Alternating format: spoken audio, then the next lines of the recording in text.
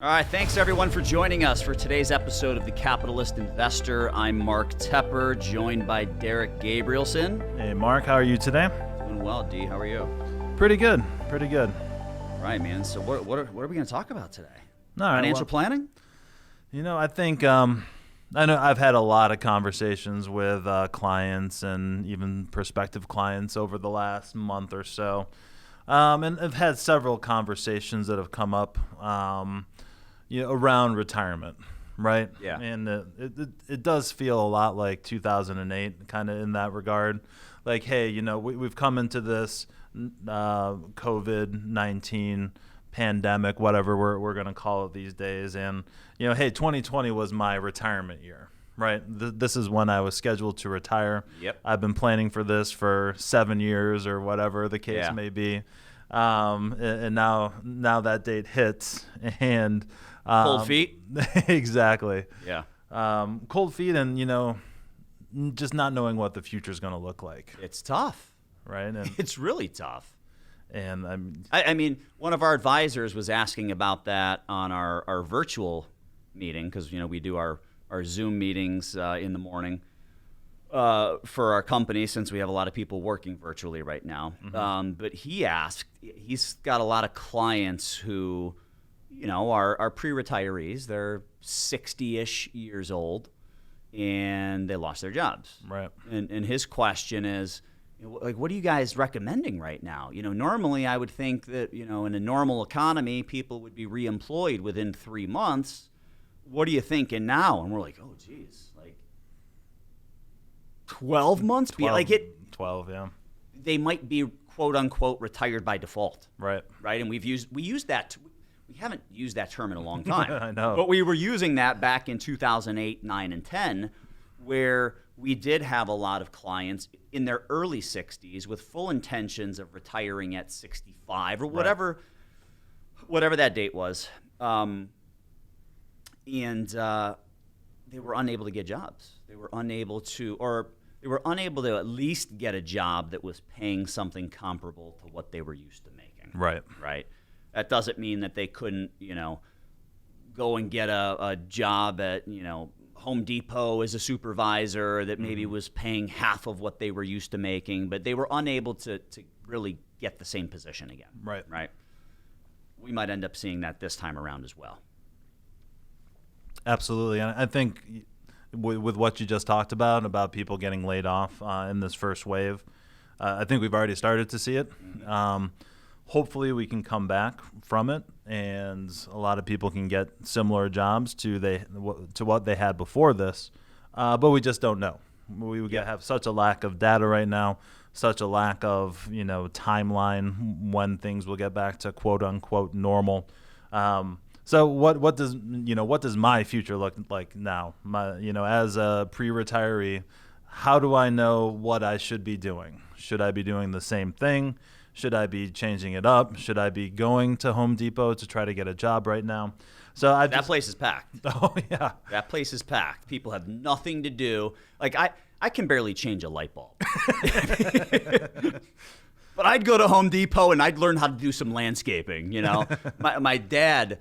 Just redid his steps, I believe. I don't think he's ever done anything like that in his entire life, So, I personally, we are all doing things that we've never done before, right? I personally am not going to get too involved in stuff like that. I can tell you that. Handiness does not run in my family. So you're like me with the light bulb, huh? Exactly. But, we're armed with something we didn't have before, which is YouTube. Actually, this happened this morning. We had a little smell coming from our bathroom. It was the drain pipe, and I was able to Google that, and the shower hadn't been used in some time. So learn anything on YouTube. Had a dry trap, man. Trap. I have no idea what that means, but that's good. You learn something new. Yep. Right? So exactly. So look, sidetrack here. Mm-hmm. You've got 2 kids. I've got 3 kids. Right. What were those classes called when you're getting ready to have your first kid and you go there with your wife and they teach you what to expect, what not to expect? What are those, maternity classes? Maternity, mommy and me classes. I think yeah. So one of the things I remember, baby boot camp. Baby boot camp. That's the Yeah. one, yep. So one of the things I remember that really sticks out in my mind from those classes was whatever your game plan is, it's not going to happen that way. Yeah. Right? Oh, yeah. You have been seeing your OBGYN for the last 8.5 months, expecting that to be the person that does your delivery, and it might not happen. Don't freak out when it doesn't happen. You might, so it just things happen, and whatever your game plan is, it's not going to be executed perfectly. It's not going to happen that way. Right. Same thing with financial planning, man, right? That's one of the best analogies I've ever heard in Thank my you. whole life. I just came up with that on the fly right now. Seriously, that is fantastic. I appreciate it. Because it's perfect, and my kids now are almost 3 and almost 1.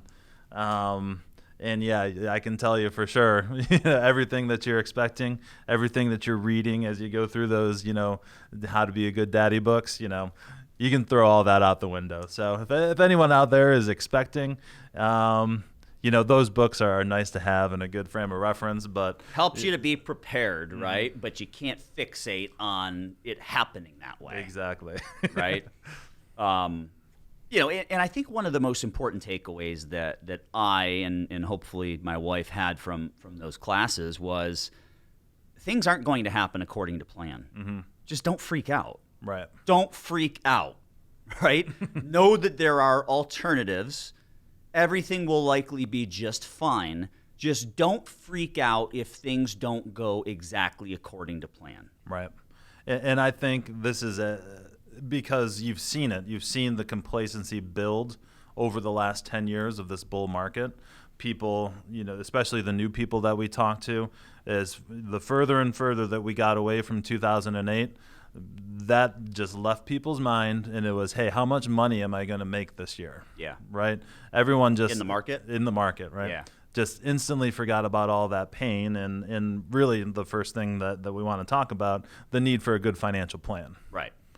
That has to be step one in your line of defense. And I love how you say you need a good financial plan, and if we incorporate that maternity class analogy into this, you need your plan, and you need a bunch of backup plans too. Exactly right. Right? Yep. So, and that's one of the things that we always do when we put together plans for our clients is we run the different stress tests. Absolutely.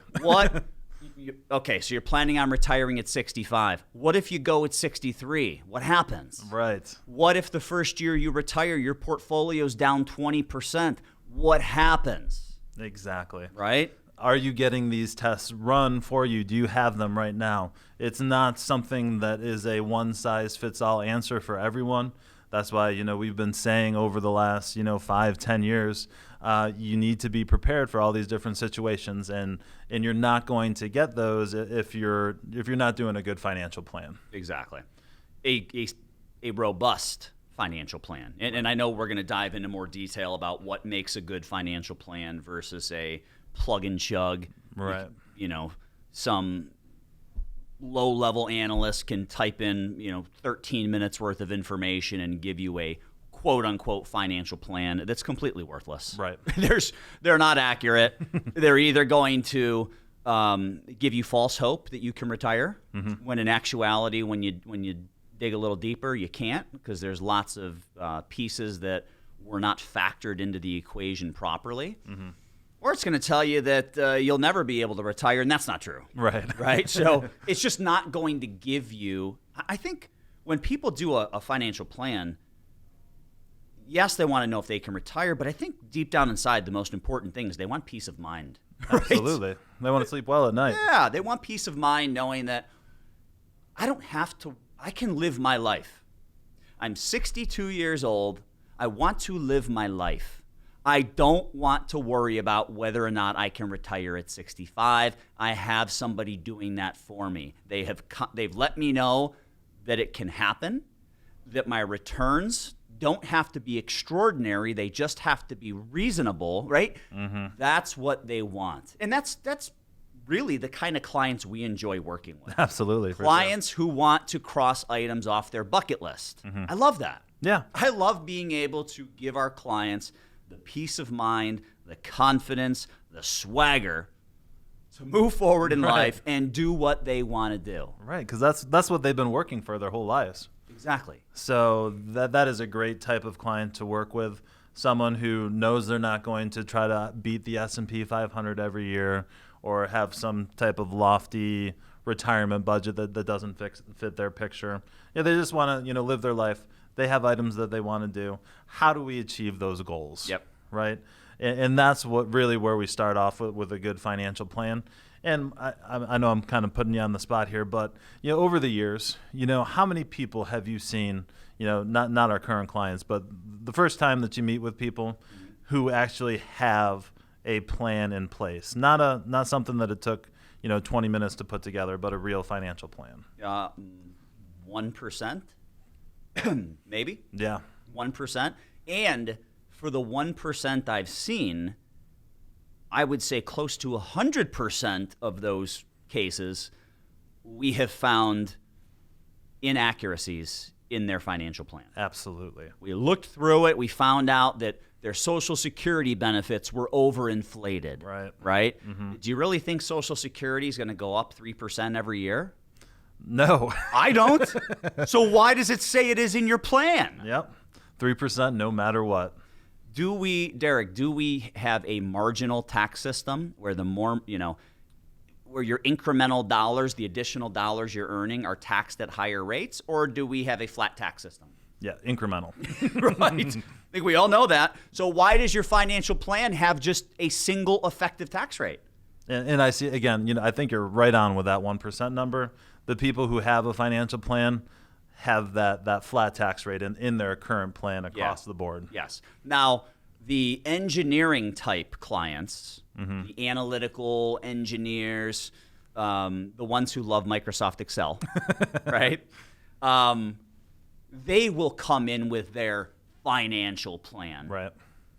But there's so many errors in there.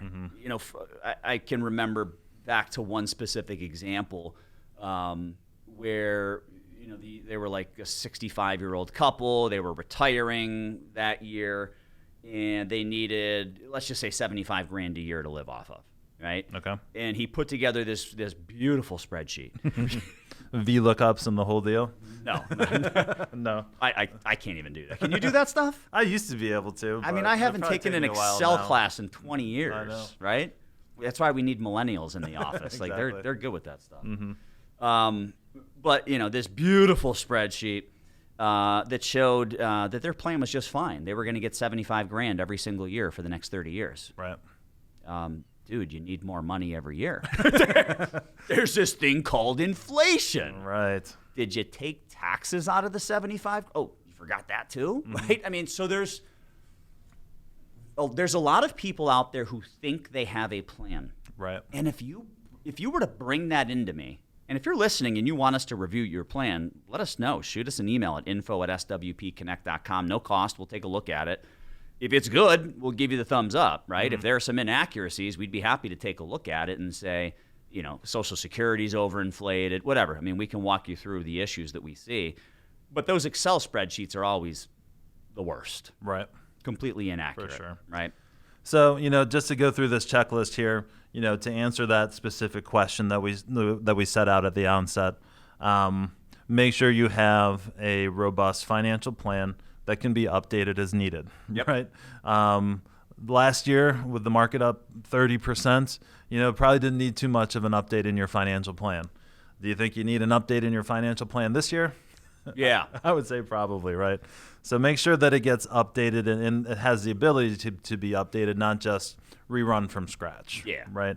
And all those things that we just talked about, inflation, marginal tax rates, make sure they're in there. And one more quick one that I'll mention here, your income strategy. Has anyone taken a look at pulling that income out in the right order? Lots of people probably have most of their money saved in their work plan that eventually gets into an IRA account when they retire. But do you have other sources? Do you have cash sources, non-qualified accounts, Roth IRAs, which we'll talk about in a future show?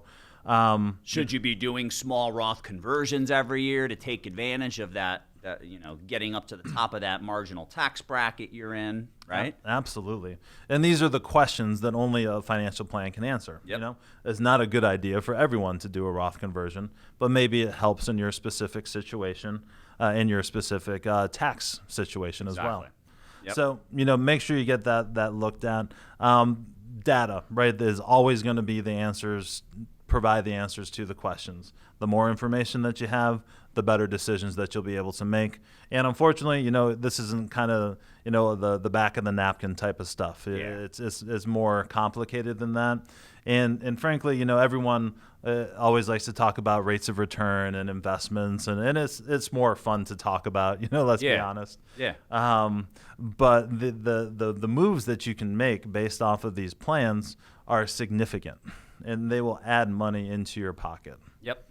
So, and I think each and every one of those moves, little moves here and there, you might not think they have a big impact, but when you do 25 little moves over the course of a 25-year retirement, right, they add up. Absolutely. Right? For sure. And I think we've talked about this in past shows, but strategies such as when the market's down,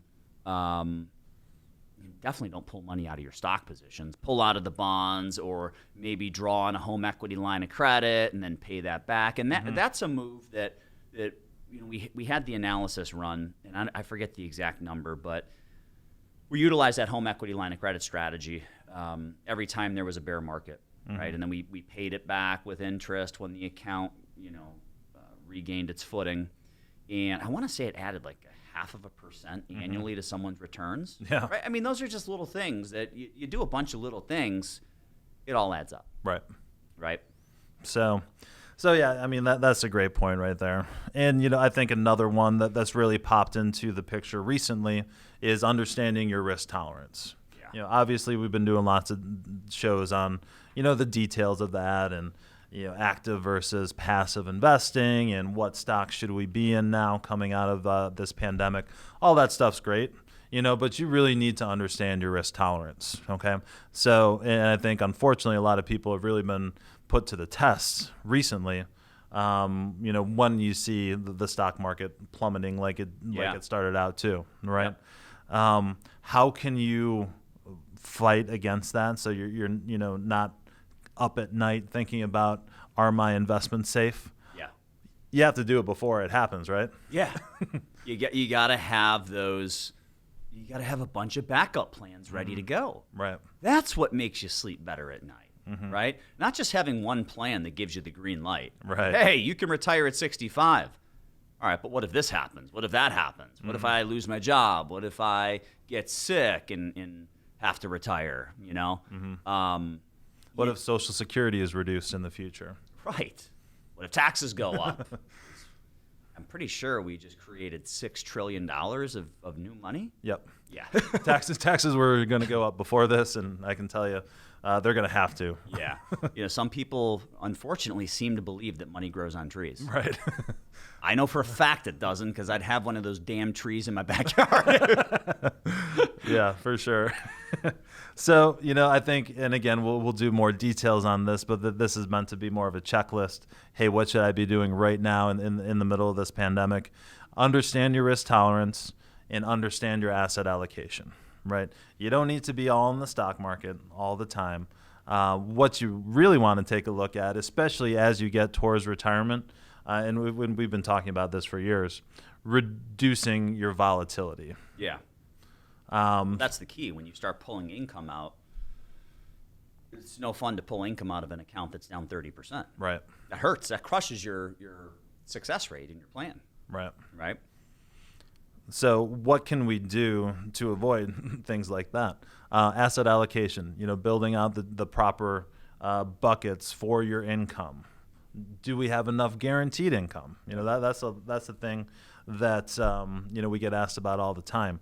And we found through really just presenting a lot of plans over the years, if your guaranteed income that you'll receive in retirement is below 60%, a bear market is really going to adversely affect your long-term success of your retirement plan. So that's guaranteed. If your guaranteed income divided by your expenses, right? Mm-hmm. So if you spend $100,000 a year, right? Mm-hmm. If that's what your expenses are, and you don't have at least $60,000 of guaranteed income, you're going to take it on the chin pretty hard when the market's down 20%.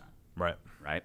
So that's just a great, number for us to track, right? Is that 60% threshold, making sure that you're there. Mm-hmm. And if you think about it, D, for those people who know that they've got guaranteed income to the tune of 60%, and when we talk guaranteed income, that's pensions, Social Security, maybe you have an annuity or something like that. They're probably not freaking out as much as others right now, right? Because they know that money's coming in, right? And they're not as worried about, hey, I need $100,000 a year. Like, what am I going to do? Where's it come from? Well, you already got 60 coming in, so we're just focusing on the 40, right? We'll take care of that. Mm-hmm. We'll make that happen. And strategies that we build out here, that extra 40 in the same example, having that 40,000 a year set aside in more safe assets. Yeah. So we're not selling stock to fund your retirement. Yep. Also going to be extremely important to the long-term success of your retirement plan. So, one of the things that I want to point out here is, this podcast is called The Capitalist Investor. Right. Right. We're really not talking financial plans. We're talking investing, right? And we're talking capitalism because I love it, right? And as much as we want to talk about investment strategies, as much as our listeners want to hear about investment strategies, I want to be crystal clear that there is no one-size-fits-all investment strategy that's best for everyone. You need to do the financial plan first, and that will give you the permission slip to get into a particular strategy. Yep. Or it will help you to figure out which strategy is going to help your plan to be successful, right? Yeah. So it's all about starting with that plan. Maybe one last thing before we wrap up here. Plans are important. Backup plans are important, but updating them every year. Like let's just wrap up with that thought, right? You can't just do a plan 4 years ago and live off of things change. You need to reroute, recalibrate, like life happens, things change, and it's important that you're updating that plan every single year, even after you're retired. Slow Absolutely critical. Yeah. And I think, a lot of people, hey, they retire, they cross that finish line. Okay, well, we can go into, slow down mode and extremely conservative. People are living to 90, 95, regularly. If you're married, a married couple, I think there's a 60% chance that one of you will live to at least 90. Yeah. So, you've got another 30 years in your retirement plan. You still have longevity that you need to finance. So, without a doubt. Absolutely. I would love to talk about, stocks and stock picks and investing and capitalism all day long. Yeah. But, I thought this was just a good topic because we're getting asked it right now. So if you're out there listening and you don't have a plan like this, you don't have a plan that's updated every year, you don't have, that plan being used to make decisions that are going to positively affect you, that's step one on the checklist. Definitely step one.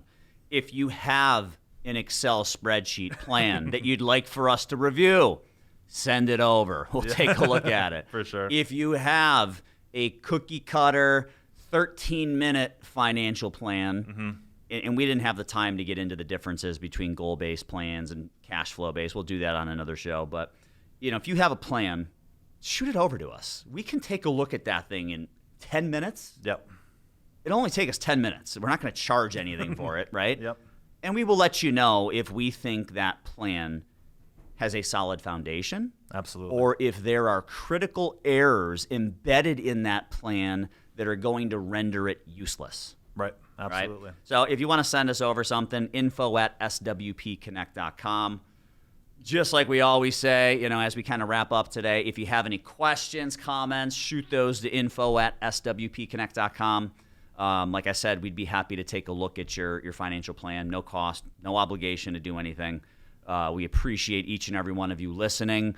We really appreciate those of you who've subscribed. So if you haven't done it, you got to subscribe. Button. Yeah, hit it. But yeah, we'd be happy to take a look at it, just as a gesture of our appreciation for you listening to our show week after week. So thanks again for joining us on today's episode of The Capitalist Investor, and we will talk to you again soon.